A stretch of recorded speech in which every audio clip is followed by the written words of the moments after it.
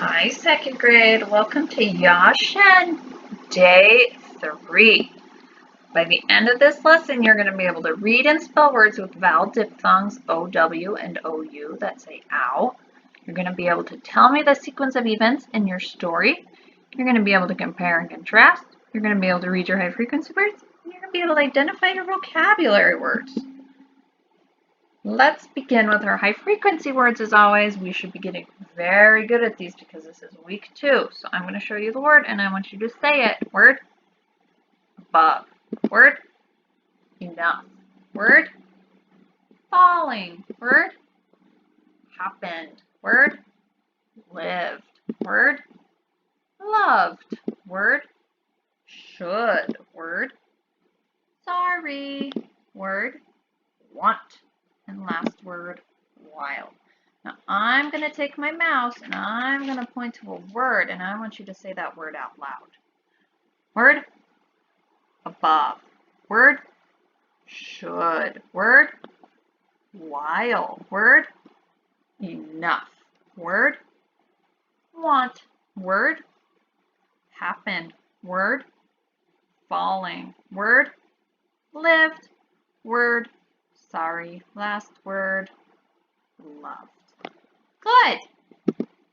Let's review our vocabulary words. Task, glimmering, served, content, worn, overjoyed, concealed, and valuable. Now, do we remember what these mean? We might be able to say them, but do we know the meanings of these words? Task, remember that's a small job to do. Your mom might give you a task, such as unloading the dishwasher. Worn, having the look of being used over and over again. My coat was very worn by the end of the winter because I wore it every day. Content, satisfied. I am very content reading my book.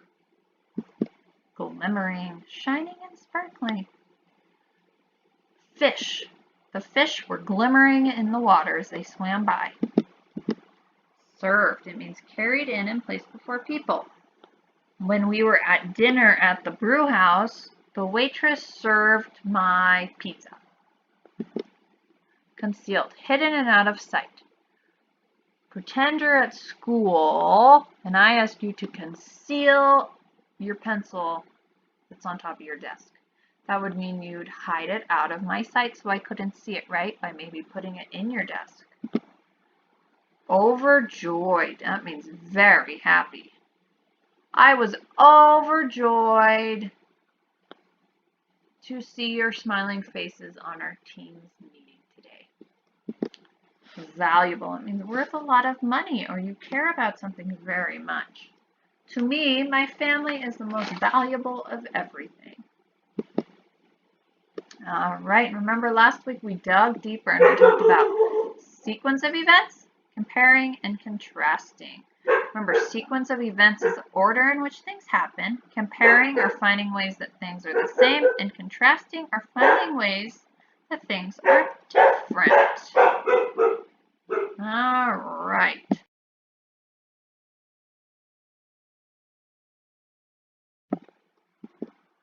Let's go ahead and read Yeh-Shen, and then we're going to get into a sequence of events. So, Yeh-Shen. Yeh-Shen was a girl who grew up in China a long, long time ago. Her mother and father had died, so she lived with her mean stepmother Jin and her stepsister Junli.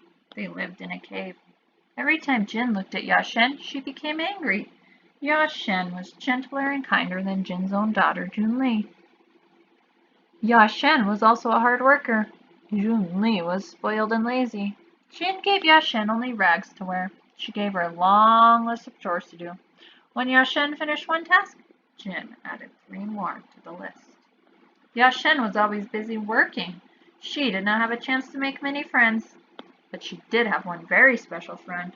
This friend had golden eyes, glimmering scales, and a big, beautiful tail. It was a fish that lived in the pond. Every day Yeh-Shen stopped by the pond and shared some crumbs with the fish. Every day the fish popped up to greet its friend. Yeh-Shen's stepmother saw this and became furious. She didn't want Yeh-Shen to have any friends, not even a fish. One day, Jin caught the fish and cooked it for dinner. Yeh-Shen cried when she saw her friends served for dinner. She ran out of the cave and sat by the pond. "What's the matter?" an old man asked her. Yeh-Shen told him about her friend the fish. Then she told him what her stepmother had done.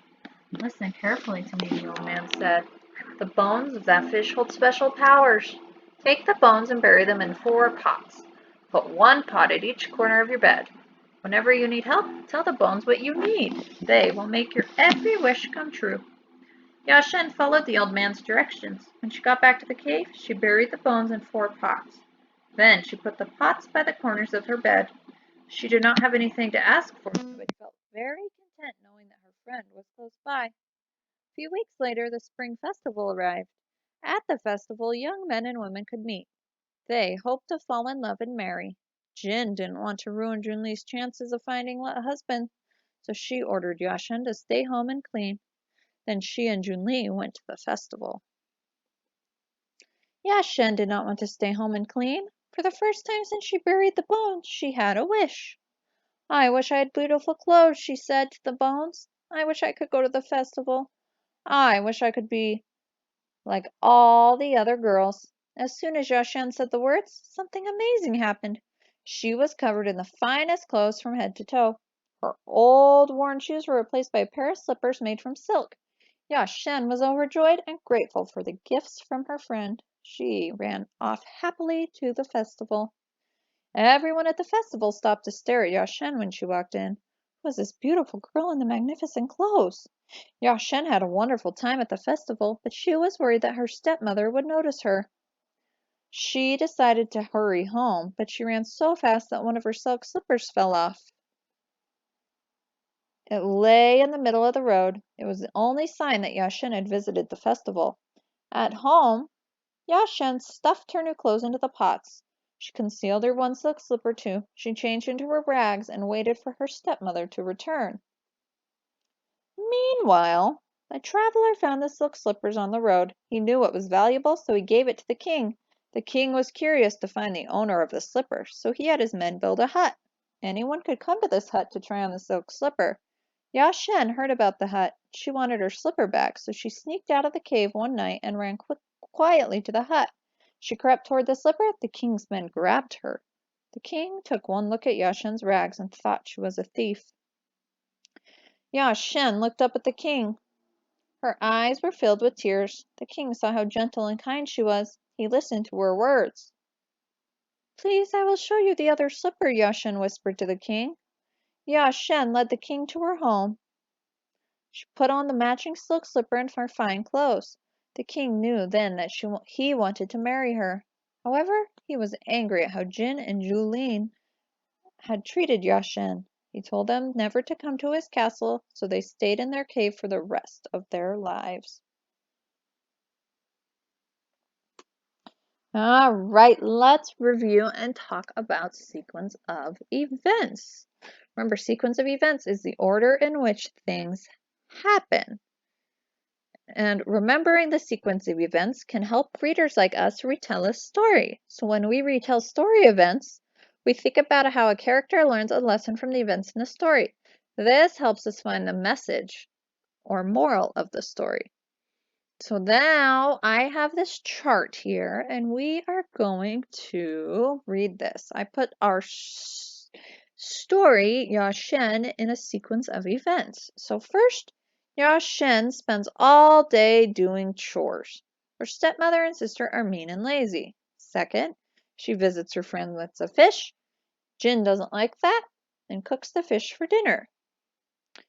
Next, Yeh-Shen is sat up and approached by an old man who tells her to put the fish's bones in 4 pots by her bed, so she does.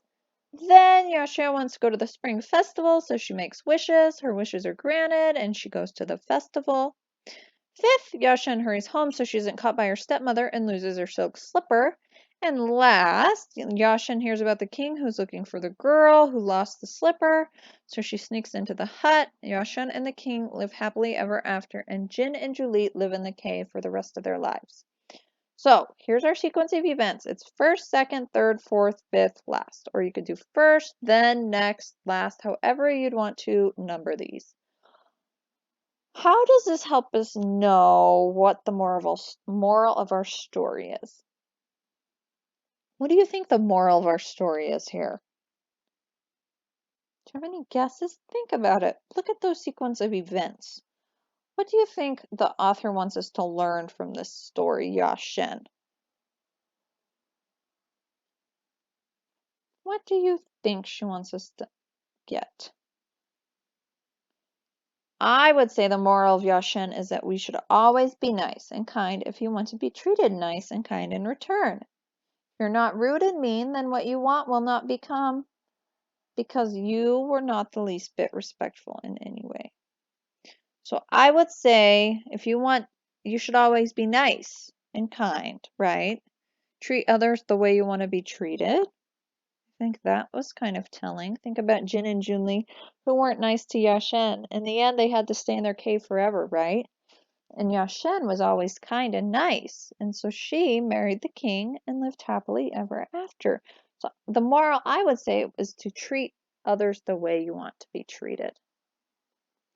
All right, phonics this week, we're going to review a few vowel diphthongs with OW and OU that say ow, and then we are going to do a little review. So, let's review our vowel diphthongs OW and OU. Remember, they say ow. Word, k, ow. Cow, good word. Owd, proud, good word. Ouch, ouch, good word. Ow, clown, good word. Ow, allow, nice word. About, about, good. All right, we're going to go into our review, cumulative phonics review. That means these are things we've learned in this unit. So these are all words that you should be able to pronounce. So these are words with the ah sound, spelled A-W. Word, yawn, good word. Paw, good word. All, crawl. Word, good, claw. Word, on, drawn. Good. What if I take this N away? What's that word? Draw. Good. And last word on this page, straw. Good. Now we're going to go into word with the sound, not the sound. We're working with the sound. Remember those words we practiced a few weeks ago? Word, stood. Good. Word, brook. Brook. Good. A brook is a small stream. Ooh, this is a hard one. Word, neighborhood. Good. Word, cookbook. That's a compound word. Word, hook. Last word, overlook. Nice job. And our last page, words with the oo sound, not the sound. We're working with the oo sound on these words. So they all say oo. Ooh, spoon, good word. Scoop, scoop, good word. Balloon, balloon, good word. Bloom, word. Two, that's an easy one. And last word on this page, soon. What a surprise is our decodable for the week. We're working with the ow sound once again. So I'm going to read this to you, and I want you to pay attention for the OW and OU words that say ow. What a surprise by Jefferson Redburn. There are many things to see when you step outside. Some things you see when you go out may not surprise you. Some things you see when you go out may surprise you. A surprise happens when you see something that you don't expect to see. A sky filled with stars might not surprise you. You know that on a clear night the sky is filled with stars. What if you saw something long and bright shoot across the sky? Would that surprise you? Wow, you might shout. That looks like a shooting star. What is it? Rain falling to the ground might not surprise you. You know that rainwater falls from clouds. Now, what if you saw water spouting up out of the ground? Would that surprise you at all? Wow, you might shout. Look at that. I want to see that again. Let's pause here for a second. Does anyone know where that is? This is very close to us. Yeah, that's in Yellowstone. Yellowstone's not too far away from here. There are things you expect to see after a snowstorm. You might see mounds of snow or a snowplow. What would you think if you saw this bear? Would it surprise you? Wow, you might shout. How did that round snow bear get there? There are things you expect to see at the beach. You might see umbrellas. You might see crowds of children playing. What if you saw a hippo like this? Would it surprise you? Wow, you might shout. It took pounds of sand to make that. Flowers growing in a park might not surprise you, but what if you saw a flower growing in a stone wall? Would that surprise you? Wow, you might shout. How can a flower grow in that wall? Seeing one balloon flying might not surprise you, but what if you saw a sky filled with many balloons? Would that surprise you? Wow, you might shout. I see more balloons than I can count. Seeing a rainbow after a rainstorm is a nice surprise. Would seeing two rainbows amaze you? Wow, you might shout. I have never seen anything like that in my whole life. While you are outside, look up and down, look all around. Which things surprise you? All right, spelling words. I'm going to put them all on the page, and I'm going to point to one with my mouse, and I want you to say the word, spell the word, say the word.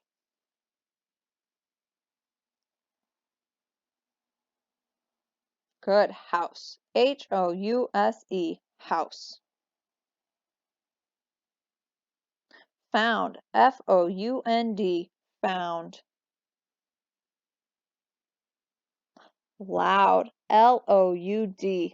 Loud.